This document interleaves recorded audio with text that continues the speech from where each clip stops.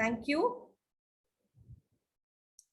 Let's formally begin our session, our first ever expert speak session for Plan to Win Season 5. I welcome you. Good morning for sparing time this morning. I'm Gitanjali Kasliwal, your fitness and leadership accountable super leader in Plan to Win. I really welcome from all of our sides Mrs Vijayam Kartha, our expert speaker for the day. I welcome our founder Darshana, our super leaders Arun, for the productivity master, Vikas, the meditation and visualization accountable. Can you just type SL Vikas in the chat box for all the new people, and all the super leaders, please type SL in the chat box. Thank you. Shalaka, the technology accountable, Seema, communication and my fitness buddy, Uma and Rajesh for buddy structure and creating the space. And I welcome most of all the leaders for playing full out in their lives and contributing to the lives around them. And most of all, welcome to the new participants who have shown up this early. Meeta and many people are new. Can you type up first time in the chat box if you're new here? So welcome to all the new participants and guests who have shown up this early, and that being you're committed to your growth. Let me share about Plan to Win in a nutshell. Vijayam ma'am, Plan to Win is a space which moves you towards creating and realizing your goals. This is in a nutshell a life management system that will give you not only strategies and techniques, but also the attitude you need to make the most of your precious time.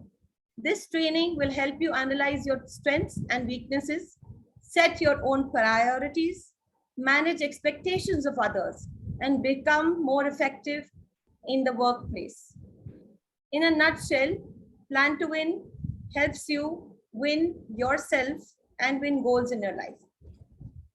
Now today, what have we gathered here for? Most of us come to our parents even when we have children or we don't have children.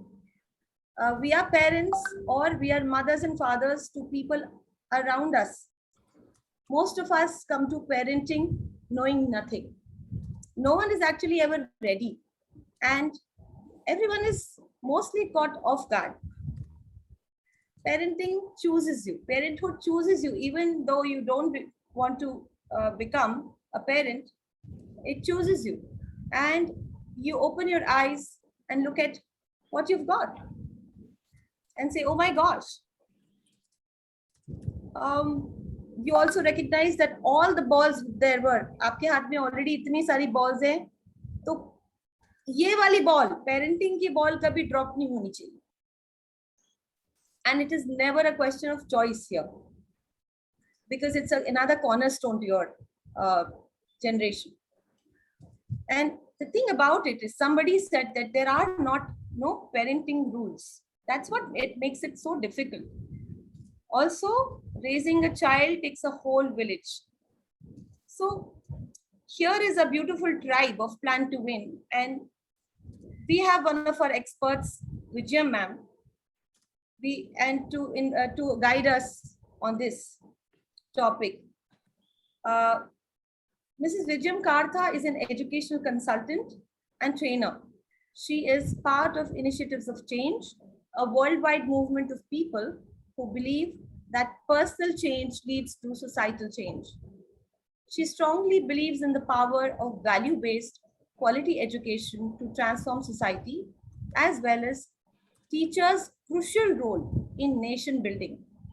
During her 30+ years career, Vijayam ma'am has redefined education in her schools.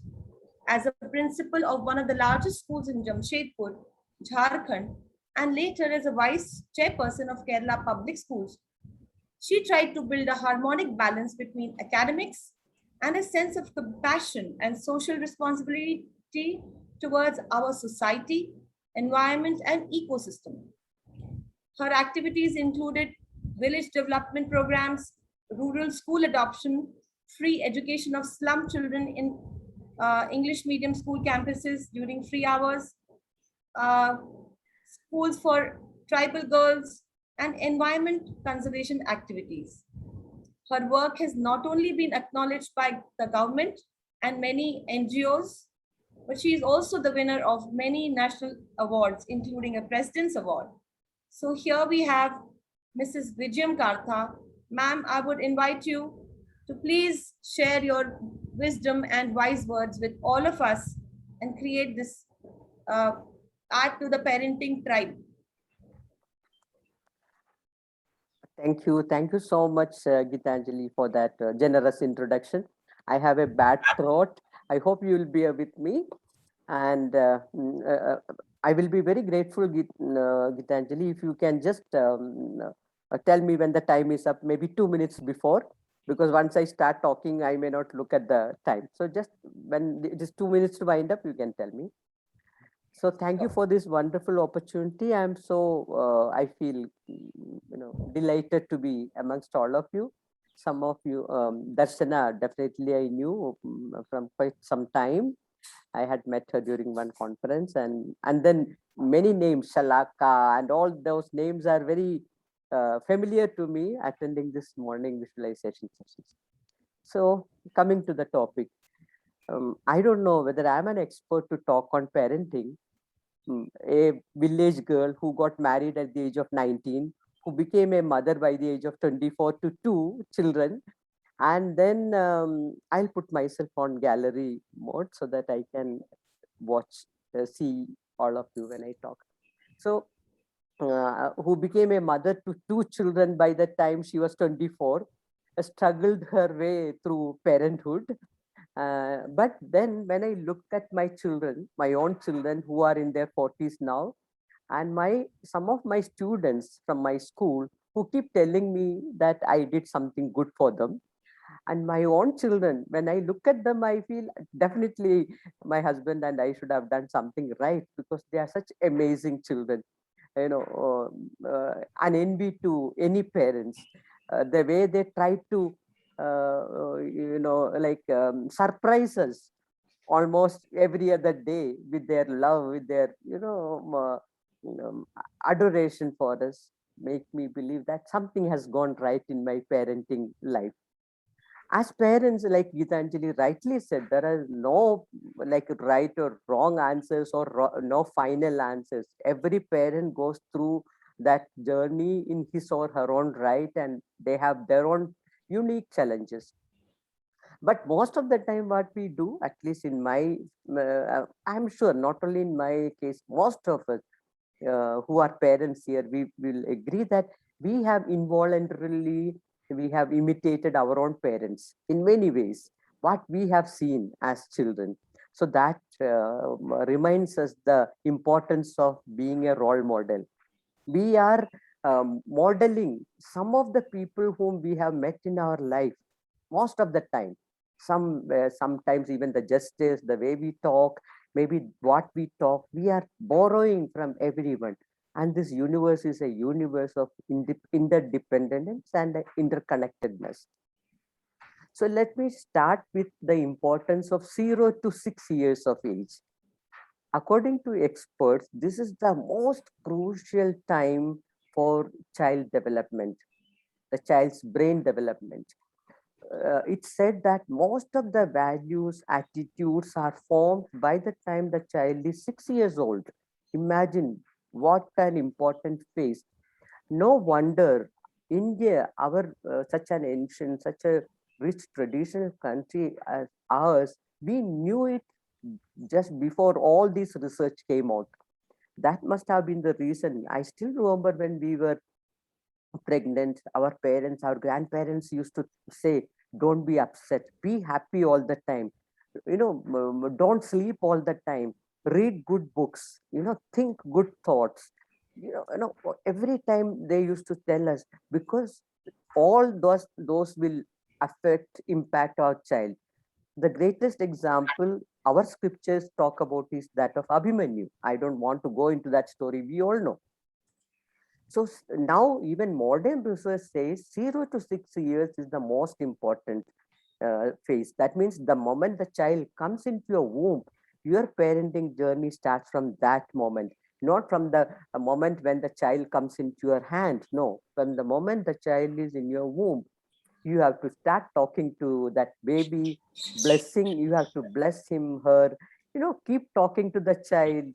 It all makes a lot of difference, they say. And then keep yourself happy, read good books, watch good movies. All these things will help that baby to develop as a healthy and happy baby. And once the child is born, you might have noticed, I remember, when I was a child, we were 7 siblings. So my younger sister was 14 years apart from me. So Amma and the whole family will be talking to the baby as if she understands everything. If somebody comes home, Amma will say to this 10 days old baby, look at that, who has come to see you? And when she was 28 days old, when she was 1 year old, she will keep talking. Look at that, who wants to hold you in her hand. Like all the time, she will be talking. See that, that's a crow. She will be introducing the baby to the whole, ecosystem. And as a child, I used to wonder, does this baby understand? But involuntarily, we also used to do that. All siblings will be talking to that baby as if she understands everything.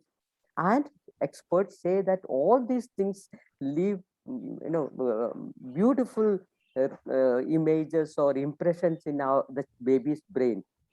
Have you noticed, even if you 10, 15-year-old baby, if you start talking, the child starts looking intently at you most of the time.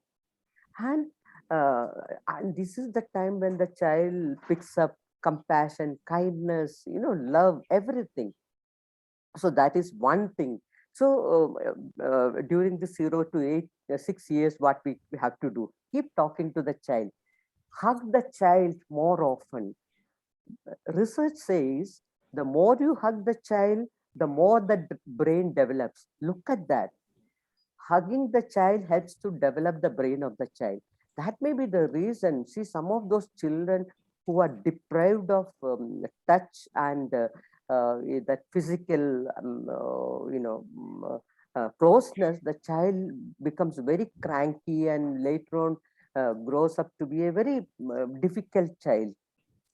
I still remember walking into this orphanage, Mother Teresa's orphanage one day, and these children were all in the cradles, and one child was non-stop crying, like wailing, not crying, wailing. And in an orphanage, so many people, after some time, everything becomes a little mechanical.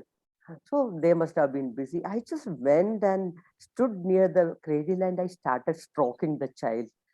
I still, my heart fills with that same emotions. I could see slowly the wailing stopped and the child became quiet. Every child needs that sort of an attention, physical touch. So that is most important thing. Second, and third is uh, the power of stories. Once somebody asked Albert Einstein, what should I do to make my child a genius like you? So his reply was, tell him stories. She said, yes, I will tell him stories. What else should I do? He said, tell him more stories. That is the power of stories. Some of us must have been very blessed to have grandparents who put us to sleep by telling us stories. Parents who used to tell or read stories. Some of you as young parents must be reading stories to your children, I'm sure. So stories have such power. So stories are very powerful. Why? Especially before going to bed. When you say, don't say all those horrifying stories to your children, because the children will go to sleep with those images in his mind. Tell them soothing stories, stories of Lord Krishna, Rama, and any child would love to hear stories of Krishna, the naughtiness, all those things. I had a child, who had come to me. He was a Christian, and we took care of him when his mother, who was a doctor, was away. So he was almost like my son. Even he was a Christian, but he would love to hear Krishna stories. What stories you want to hear? He will say, tell me stories of Krishna. So, or you belong to any religion, I'm sure there will be many, many stories in your scriptures. Tell them those stories. Tell them good stories, Panchatantra, all those things. Make your own stories. Go and don't ever tell them what is the moral of the story. You need not ask. Instead, you can ask which character you liked. Did you like Krishna? Why do you like Krishna? Or you didn't, if he says, I don't like, why you don't like? Don't be judgmental. Let the child think, learn to be, critical, to critically analyze and all. So what happens when you say these stories before going to bed? The child goes to bed with those images, and the whole night, all such images, those beautiful positive things play in his mind. And you all know, as part of Plan to Win, the power of subconscious mind. When we are sleeping, the subconscious mind, which is the Aladdin's jinn, wakes up and he puts all our dreams into practice. So that is the most important thing we should remember. We can tell stories any time of the day, but before going to bed, it's beautiful. This is about 0 to 6 years. And once the child starts blabbering, listen to the child. I would like to underline that sentence. Listen to your child. Why should we listen? Uh, because if you don't listen to them when they are young, they won't talk to you when they grow up. They won't share their problems when they grow up, because they know my parents are not interested to listen to me. You have given them a very subtle message, permanent message. So what will they do when they have a problem? They will go to their peers who may educate them in all wrong ways. So thank you for those, Darshana, for those points you are putting it down. So listening to the child is very important, especially once the school reopens. Mostly when the children come home, they come with this sentence, "Mummy, pata hai aaj school mein kya hua?" And most of the parents will say, most of them, I'm not saying all, "Oh, abhi अभी अभी बाद में सुनते हैं, अभी पहले खाना खा लो, पहले हाथ पैर धो लो, पहले किताब कॉपी रख लो, बाद में हम सुनेंगे." बाद में कभी नहीं होता, because the child has forgotten. He is in that moment. The children are the best examples of meditation. They live in the moment. We talk about being in the present. The children are in the present. So for them, that moment has gone, it has gone. The child will not come to you and say, "Oh, Amma, Mummy, you are free now. Let me tell you what happened." No. So don't lose that moment. "Mummy, kya pata aaj kya hua hai? Tell me what happened." That sort of enthusiasm will help your child to confide in you throughout his life. I remember when my son fell in love with a girl, the first person with whom he shared was with me and my husband. We felt so proud that he had that sort of an openness to tell us. So that sort of, and then we had it's not that, "Oh, you fell in love with a girl and you told us, we are so happy." No, we had an honest and detailed discussion about the pros and cons and, all those things. So very important to listen to the child. Now, let me come to some non-negotiables. I feel, as a parent, I feel some are non-negotiables for parenting. The first one, just now I said, listening to a child. The first thing is that, which came as part of 0 to 6 years, as coming as part of non-negotiable. Second is unconditional love for your child. If anybody asks which are the two most important parenting rules, I will say these two. Listen to your child, give him unconditional love. I'm sure this question may pass your mind. Do you want to say we love our children conditionally? We may not be loving them conditionally, but the children most of the time get that message that my parent, its love for me is conditional. How this message gets passed? For example, your child comes with the report card and he has got a C grade. And you start asking, you only got a C grade, how much time I have spent on you, you won't listen. Yeah, you keep going on in your enthusiasm and all. And then the child feels, so for my mother, more than me, the marks are important. A message well taken by the child, for good or bad, we know. And so the child thinks that this is a conditional love. The day I do good, my mummy and papa will be very happy. The day I do a mistake, my papa and mummy will bring the whole, world down. So what is the right way? The children should feel that, he may fail, he may commit a mistake, he may not do very well in studies, but my position in my parents' life never changes. My mother and father love me for what I am, who I am, and the marks instead. So how can we reframe our sentences? Oh, I see that you have got a C. What happened? The question paper was tough. You did not prepare well. Give him a hug and ask, do you need any more help from me or from the teacher? Should I speak to a teacher? Such questions will make the child feel more comfortable. The child will feel like working hard. Otherwise, the child will feel, itna to am I okay now? I can speak in English. No, should I speak in Hindi also? That's fine. Yeah. So, Can speak in both the languages, ma'am. okay. Be comfortable. Yeah. So, then the child will feel that okay, अगर मुझे कुछ problem है तो मैं मेरे mummy papa के पास जा सकते हैं. That sort of a confidence the child gets, and the child will feel okay, I have to work hard so that my parents will be happy, I will be happy. So, second rule.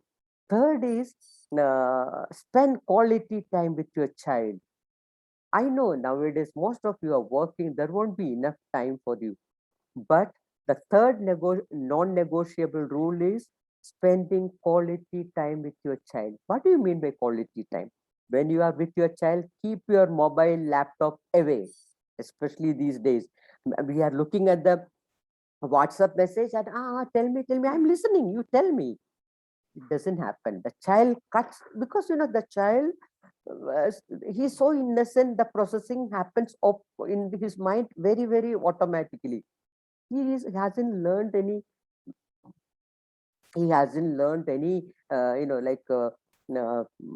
sort of managing his behavior or thought processes and all.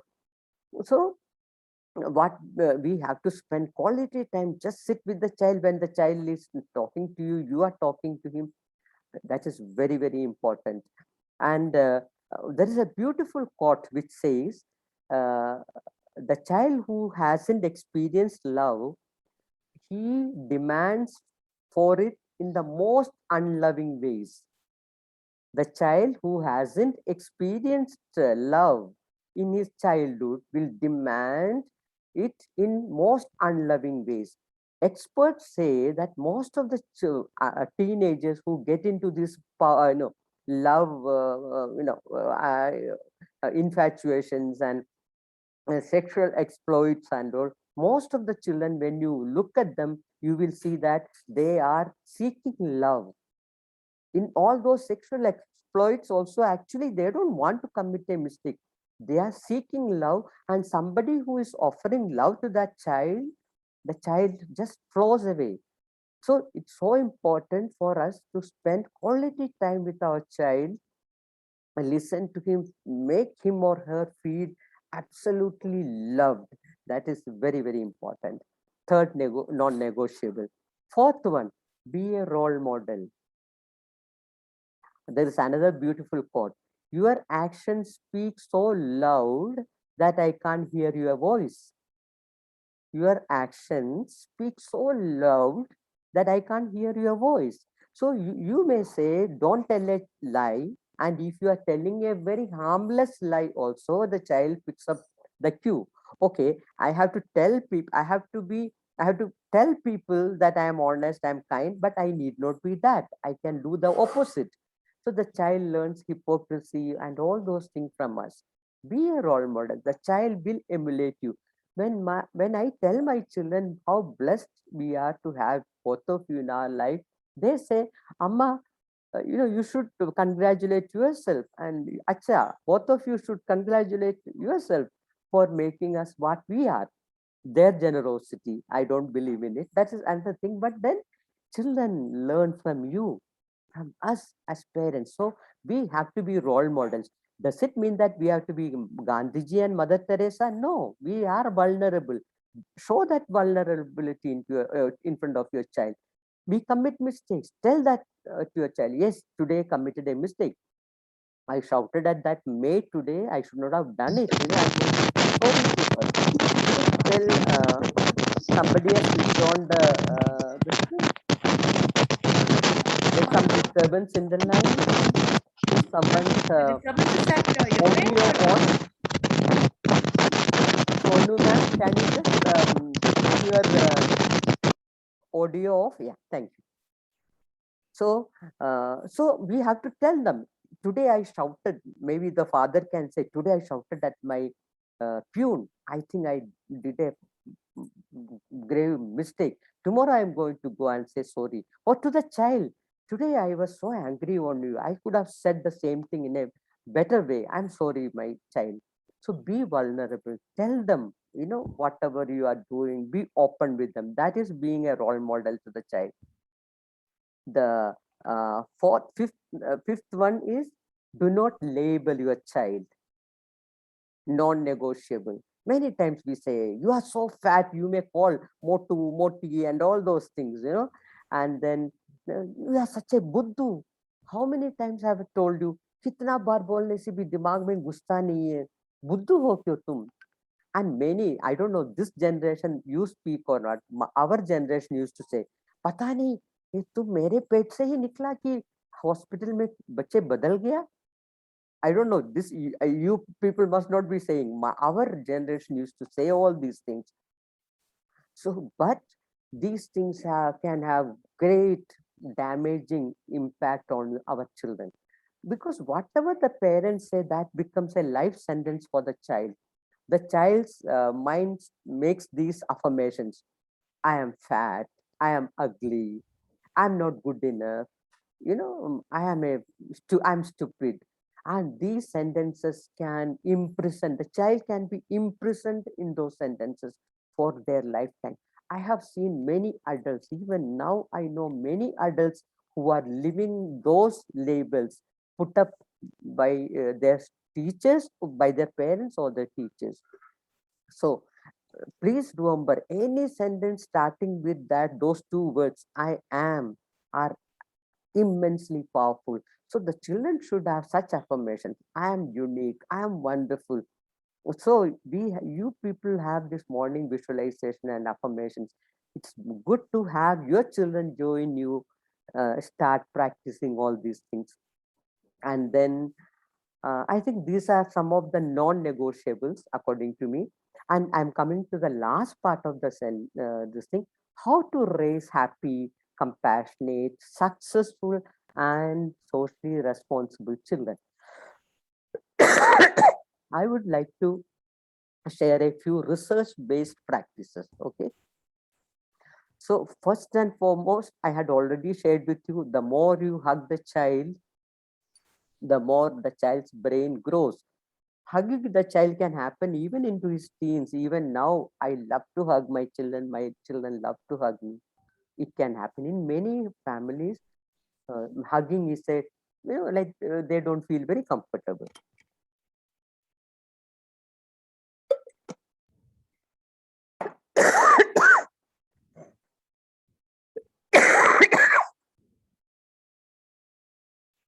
That is one research-based practice. Keep hugging, keep holding the child, especially 0 to 6-year-old children. Very, very important. Second research-based practice. Research says if you inculcate pro-social skills in your children during kindergarten, again 0 to 6 years of age. Sorry, ma'am. Can you repeat that first sentence? Wasn't clear. The first was the more you hug the child, the more the brains grow.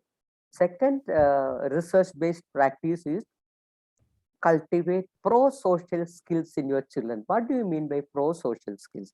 Pro-social skills means kindness, compassion, generosity, unconditional love. All these things come under, we call it values. The Westerners could talk about pro-social skills. So cultivate pro-social skills in your children, because studies show that if you are able to cultivate these skills when the children are young, in the kindergarten level, those children, when they grow up, they tend to be more successful, not only in academics, in all areas of life. So the title of one of those articles is "Kind Kids Make Healthy Communities," something like that. So these children will be happier, more successful, more compassionate when they grow up. And they say the others who are not, who are deprived of these skills when they are young, they say they are the children who get into sexual exploits or drug addictions and all those things. So as parents, we have to cultivate kindness, compassion, generosity, etc. in our children when they are young. How can we do it? For example, if you have a maid at home, when you pay her monthly salary, yeah, you can give it to your child. Tell the child to, give to that lady with a thank you, auntie. आप इतना अच्छा काम करते हैं, and then give that this thing to the child, to the maid. Like we give Deepavali gifts to the entire staff in our security. So my children or grandchildren are away, but my sister's granddaughter stays very close by. She is now 4 years. Since the last 2 years, we make her give this Deepavali gifts, and you should see the happiness on the receivers and givers' face. My granddaughter is thrilled because everyone blesses her. So the children are picking up certain values when they are. So such small things can do. Even asking your children to wish the security guard, the driver, the ayah at home, being courteous to others. These small skills right from childhood, and you will see that every person will start blessing your child. And I have learned from my life that blessings go a long way in increasing our happiness quotient.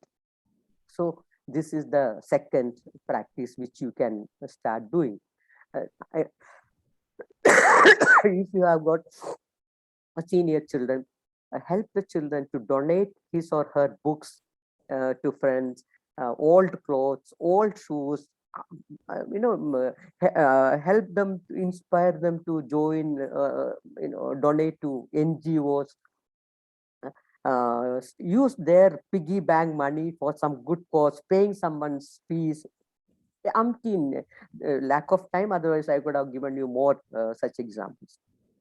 Third research-based practice is parent-school partnership. Research says if the parents and school have a good partnership, the children will fare academically well and they will have a good character. This is research. And most of the houses, what happens, the parents criticize the school in front of the children. So the children get a feeling, even if I commit a mistake, my parents will understand that it's because of my teacher, because of my school. So you are giving a stick to your child to beat you with. So please don't ever criticize your school or teachers in front of your child. If you have a problem, tell the child, I'm going to go and discuss this problem to the school, at the school with your teacher, principal, whoever it is, so that the child knows when it comes to me, the school, the teacher and my parents state will always stick together in my interest. That is the third one. And the fourth and last one, you all know, I need not talk about it much, the impact of mindfulness and gratitude practices. There are enough research on the internet, you can see. Anything physical or mental, emotional, any ailment, the two prescriptions come from everyone. What is that? Practice mindfulness, practice gratitude. If you do these two things, it will keep many ailments away, mental, physical, everything. You know better than me. It will help the children to regulate their emotions, etc. So how do we practice it? Every day, start with for 3 minutes, 5 minutes in the morning or at night before going to bed. You can have a mindfulness practice, simple practice. Anapana, focusing on your breath can be the easiest one. How to practice gratitude? I will feel at least one meal we should have together. I remember once I read this newspaper article, a news item in Kolkata. One family had filed for a divorce. So the judge said, come back to me after 1 month. But this 1 month, as a family, you have to have at least one meal together. After 1 month, they came and they withdrew the petition for divorce. What must have happened? I'm sure that I salute that judge who thought about it. See, in the past, it used to say the family which prays together stays together. Definitely, that's true. Now the family dines together, also stays together, because a lot of conversation happens around the dining table. Morning, lunch, difficult. At least dinner, get together, have a meal without the TV, without the WhatsApp, just eat. And that's the best time to have a gratitude practice. You can model it. Today, I'm so grateful to so and so for such and such act. Your husband, wife says, mother, father says, then you can ask the children, what are you grateful for? Simple practice you can start, and that is one thing which we can all do. So maybe just now I remembered one thing. With that, I stop. When you appreciating your child is also a non-negotiable. I forgot about it. Very important to appreciate your child. So how do you appreciate? Oh, wonderful, wonderful. No, you have to mention what wonderful thing the child did. That makes the child to repeat that act. Oh, you were so kind. I really loved it. I loved the way you talked to that security guard. I loved the way you smiled, at our that stranger, whatever. So please mention the quality which you are appreciating. So the child knows this is a quality which people will appreciate. I can go on and on Ma'am, because thank you so yeah. much.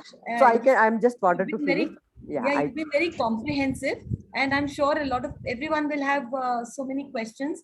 But one question which is coming to my mind is, what about teens, ma'am? I have a daughter who's 8, and one who's 16, one who's 18. So they're very different stages. Would you like to talk about in 2 minutes? A lot of us have dealing with the teenage so time. yeah, thank you, Gitanjali. So I was about to stop. Okay. So teenage itself, I think, is a session worth taking, because that is the most difficult thing. If at all anytime you need to have a session, call me. I'll be very happy. But to just teenage is a very difficult problem, because please remember, yeah, this is one thing which we should remember. Once we become parents, we forget our own childhood. Am I right? We can't understand our children's teenage problem. Have you ever thought about our own teenage problem? We also went through it, not to this level. Every generation, only the degree varies. Everything was there in every generation. The degrees become, it's more severe now. We were more able to suppress our feelings. Now they think there is no need to suppress. We can be open. We can do whatever we want. The most important thing is to understand there are a lot of hormonal changes which are happening in the child's body. Mood swings, everything will be like the part of her life. So what will help her the most? If you can get the child to start a practice on meditation and gratitude, it will be wonderful. So how can we hook them up to? If you tell them practice gratitude, that is wonderful. No, it will not happen. Share something which you have read during your lunch, your dinner break, dinner time. You can say, oh, today I read this article about mindfulness. It says it can help you to manage your emotions. It says it can reverse heart ailments, and it says it will make you more peaceful. I never knew. Do you think we can start a 2-minute meditation every day? Wow. Introduce like that. Gratitude practice. Today I read this article about this gratitude practice. I never knew it has so many this thing. So today onwards, I am going to share. Would you like to share? If the children don't want to share, it's okay. But you share every day. Third thing, when you read about children committing suicide, teenagers, bring up that issue. My goodness, today I read about this teenager committing suicide. What do you have to say? And this is the reason according to him. What do you have to say? What do you think about it? You get to know the child's mind. Fourthly, ask your children to bring their friends home. So you will get to know. Many parents say, don't bring your friends home. No, let them bring their friends home so that you have a look at them, you know them, and try to make friends with your children's friends' parents. Have some sort of a communication so that it becomes a co-parenting, so that I know my grandson is 18 and my daughter, and he has got 2 thick friends. So those 3 parents also very close, and they are in the US. But you won't believe these 3 I have seen that they are the 3 most innocent and loving children. So much of love they are getting from these 3 families, attention. So they don't need attention and love anywhere else. So these are some of the things which you can think of. If anybody else has got any idea. Ma'am, my Thank you, one ma'am. question is that I want to share one question. Yeah. What to teach who's to your that? daughter who is recently married? Pardon, what to? What to teach to your daughter who is recently married? So the child who was already married, ask her to read something on parenting and all. See, these days, just type in the Google, you will get 1 minute read, 2 minute read, 3 minute read. Ask her to read some good, articles on parenting and all. Tell her. To me, one thing is, my what do we say, law for life. Whatever be the question, love is the answer. I Wow. repeat, this is Beautiful. not my sentence. This is attributed to Dalai Lama. Somebody says, when there, whoever it is. Whatever be the question, love is the answer. Tell your daughter that. Tell your daughter to win the hearts of their in-laws through her love and attention and kindness.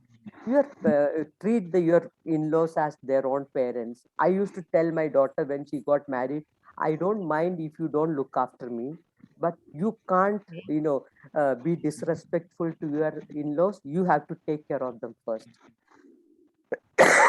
So these things will make her, position very important in the in-laws house. And I think I remember one of my nephews. I just adore him. The first day, the first night when he got married, he said one sentence to his wife: you don't look after me, that's okay with me, but I won't tolerate if you don't look after my parents. That will make me very upset, very sad.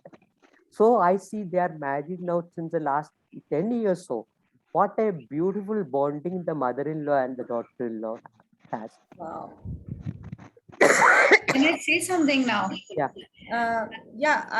Please, your questions are welcome. Arun, you also had raised your hand. And Seema, please go, and next Arun can kindly raise your hands before you speak. Thank you. Arun wants to go? Yeah, Seema, please go ahead. Yeah, Vijaya ma'am, thank you so much for your wonderful, wonderful insights for parenting. I mean, I felt I have been going through all of that. Unknowingly, I have been doing all of that. I still remember that somebody asked me, why do you want to be a homemaker? I said, I don't know. After marriage, I said, I know when the child comes home, I want to be there with the child. Every time when he should look up, there is someone to talk to. So communication plays a very important role in the relationships. I mean, the way you communicate, the way with the child, it makes the happy childhood goes a long way. So I really, I mean, I'm thankful. I mean, when I realized all what you said, I said I have been going all through.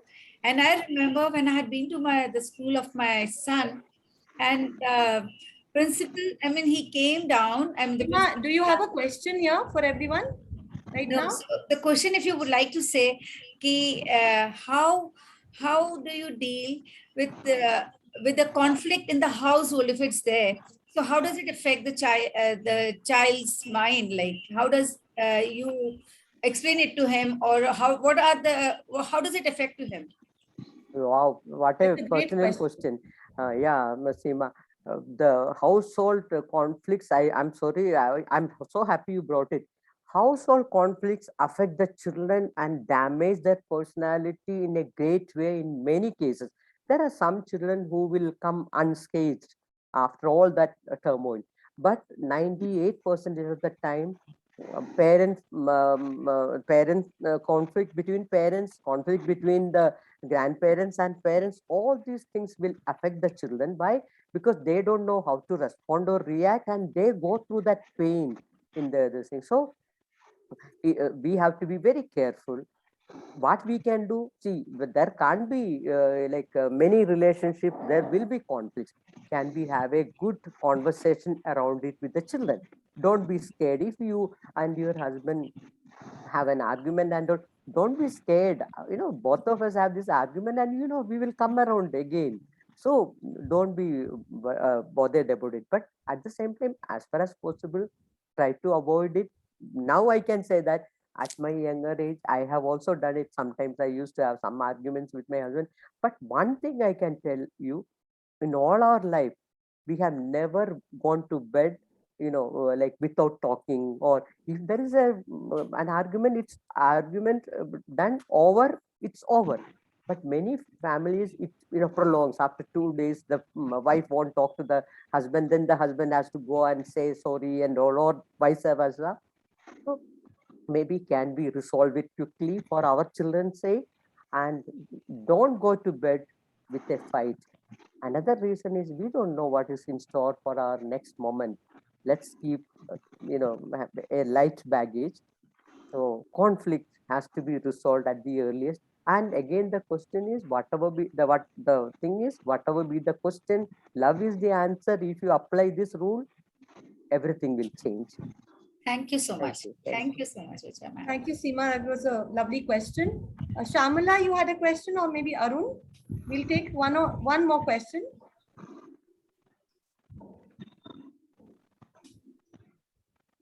Shamala, do you want to unmute yourself? Yes, I didn't have a question. I didn't have a question, but I just wanted to say that after listening to Vijayam ma'am, I remember that, yeah, our parents were not all that excellent parents looking back, because they did make mistakes. They did label, but they must have done something very right, because we still remember them and we thank them for what they have done. So thank you so much, Vijay ma'am. Lovely, lovely talk. Thank you. Arun, you can take one last question. Yeah, sure. So thank you. So I have a 2-year-old kid, and right now we are in pandemic, so there is work from home. So I usually open my laptop and start working. But many a times he really gets frustrated. He comes to me and he slams the laptop. Okay, he closes the laptop, flap. So I get it that he's really, frustrated. So how do I, because I can't now separate work and time with him. So how do I deal with this? I know, I really understand what must be happening. So what can we do? Maybe, see, some of us spend our time the whole day in front of the laptop. First of all, do you belong to that category? Yes. Then so you have to find time. And a 2-year-old child, I told you, the more you hug, the more you play, the more you talk to the child, you will not have teenage problems. Please remember that. So what you have to do, morning, definitely spend half an hour, 45 minutes with exclusively with your child. And then you say, now Papa has to go to work, and now Papa, you can play with your toys. Same way in the evening, spend time. So the child knows Papa will spend some time with me in the morning, in the evening. Your wife can also do the same thing, but at the same time, there should be some point of the time when three of you can sit and play together, talk together. Maybe even 5 minutes to 10 minutes also will do. This can be one way. If you can afford, you can have a maid who, like my niece, what she does, my daughter-in-law who is here, my sister's daughter-in-law, what she does, she employs a girl. She works from home, so she employs a girl for 2 3 hours. No need to spend the whole day. So 2 3 hours this maid takes care of the child, plays with the child. That also is a, if you can afford, that can be another way to do it. But otherwise, then can you hold the baby and work? Wonderful. I have seen that also sometimes people do, put the child in the lap and work for some time. Do it. There is no rule as such, Arun. Like your child should feel that love from you flowing to uninterrupted to your child. I think that's all the child will understand. Thank you. Thank you so much, Vijayam ma'am. Thank And you. Darshana and Nilanshu, you posted some questions. We'll surely give it to Vijayam ma'am and ask for their and post it on the group. And all this summary will surely be posted on the group. For the lack of time, I just wanted to share that this is now 7:26. Ma'am, I'd like to really thank you and invite our founder Darshana to please share the vote of thanks. Yeah, so thank you so much, ma'am. And what a day! Tomorrow we are celebrating Teachers' Day, and we could have you. We had you in our mind since last month. We wanted to invite you for this special day because I understand, Vijay, ma'am. Parenting is not only biological; it is behavioral as well. Yeah, and we as teachers are always demonstrating parenthood to our students. And Vijay, ma'am, the sentence that caught my attention when we were together for 4 days is your actions speak so louder. I cannot hear what you are saying. Then the way you said this has like gone deep into my heart. Actions speak so louder. So really, really being very, very watchful of my actions when I'm a parent, when I'm a teacher, when I'm a colleague. Thank you for teaching me that and giving me spoken by somebody, but thank you for that. And Vijay ma'am, also I want to acknowledge you for, really speaking for such a long time. You've been so uncomfortable. I could, see that you have given your 200% to this gathering, and also offering to come back to speak on a very special topic on teenage parenting. And I'm sure that all of us want to hear you again. And this we cannot get, I mean, I cannot get enough of you, ma'am. Thank you so much for this loving persona that you have.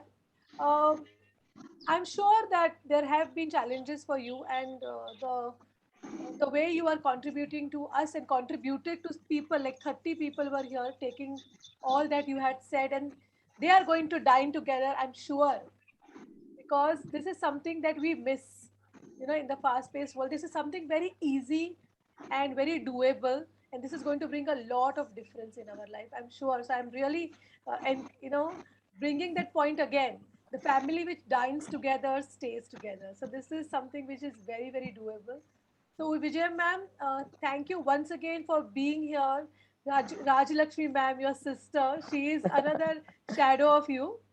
So thank you, Rajalakshmi ma'am, for being with us, each and every person who is here. We would want you to get your contact details so that we can keep you posting about the expert sessions. So Gitanjali, can you share the contact form once more, please? Can I just take 1 minute, Dasha? Nilanshu, please feel free to call me up. And any one of you, if I can be of any help to you, please feel free to give me a call. My number is there with Darshana, Gitanjali, Vikas, and all. So that will be absolutely fine. And thank you for the nice words, Raji, and all. Thank you. Thank you so much. Gitanjali, would you Thank like you so Yes, much I've for just inviting shared a form in the link chat box. Please, all of you who are new would love to. In fact, everyone can fill in right now. Take 2 minutes. And with this, it's 7:30. Let's enter our Gitanjali? visualization. Gitanjali, would you like to say who is coming next time, and then we can close so people can join? We are next Saturday. Please be here. We are having Meeta Mathur. She is an expert in communication. Please be here to brush up on the communication skills. And once you fill the contact form, there'll be slightly change in the time. We will inform you that. So let's get into our visualization session. Thank you Yes. so much. Thank you. And And we'll see you Nilanshu- every Saturday. Yeah, Nilanshu, we can communicate on asking Vijayam ma'am. I will So share the thank you. number with Nilanshu. Facilitate Thank that. you. Not a Thank problem. Thank you so much, everyone. Thank Yeah, you, ma'am. thank you very much.